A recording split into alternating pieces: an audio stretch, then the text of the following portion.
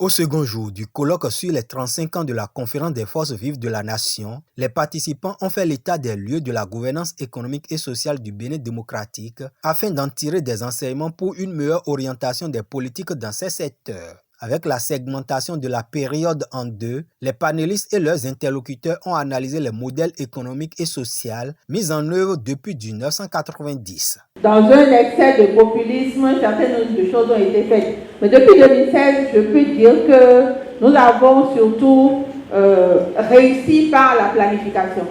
La planification de développement sur les différents documents qui ont été faits. Et aujourd'hui, déjà, nous sommes dans la vision 2060 en train de planifier ce qui va se passer déjà pour l'avenir.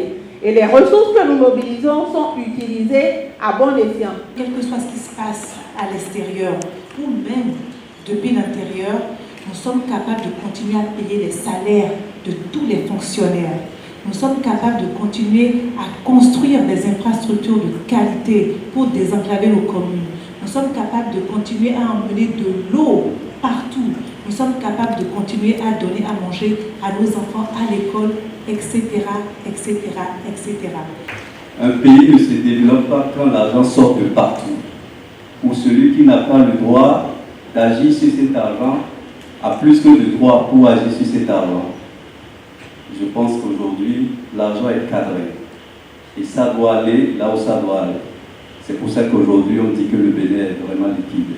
Très animé et riche en contributions, ce troisième panel a relevé les mécanismes pouvant mettre le Bénin résolument sur l'orbite du développement. Nous avons noté que le développement du Bénin repose sur une gestion rigoureuse de ses ressources et une politique économique visionnaire. Les réformes économiques menées sous le régime de la rupture ont permis de renforcer les infrastructures, d'améliorer l'environnement des affaires et de stimuler la croissance. Toutefois, nous devons veiller à ce que cette dynamique profite à tous les citoyens en réduisant les inégalités et en garantissant des opportunités équitables pour chacun. À travers l'organisation de cette rencontre scientifique sur les acquis de la conférence nationale, l'Union progressiste, le renouveau se positionne plus que jamais comme un parti de vision.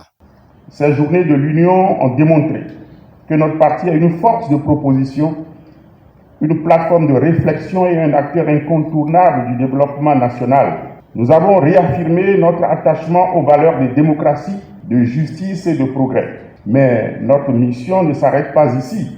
Nous devons transformer ces réflexions en actions concrètes, en continuer à renforcer notre parti, à mobiliser nos militants et à être des relais efficaces des réformes au sein de nos communautés. Au regard de la qualité des débats, les militants de l'UP Le Renouveau sortent mieux renseignés sur l'héritage de la conférence des forces vives de la Nation.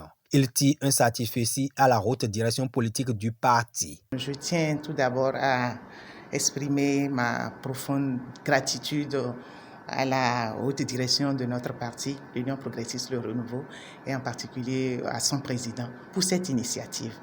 Après 35 ans, il était important pour nous de faire un point et de faire un bilan de notre démocratie et d'où nous sommes partis. Nous étions encore très jeunes quand la conférence nationale a eu lieu. Nous n'avions pas eu la chance de participer au débat.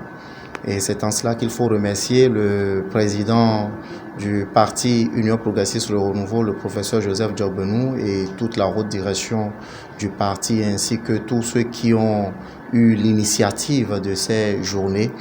Et cela permet en réalité à la jeune génération de se remémorer et puis de savoir beaucoup plus ce qui s'est réellement passé pendant ces jours qu'ont duré la conférence des forces vives de la Nation. La conférence nous a laissé un héritage immatériel qui est constitué de plusieurs points selon la sensibilité de chacun.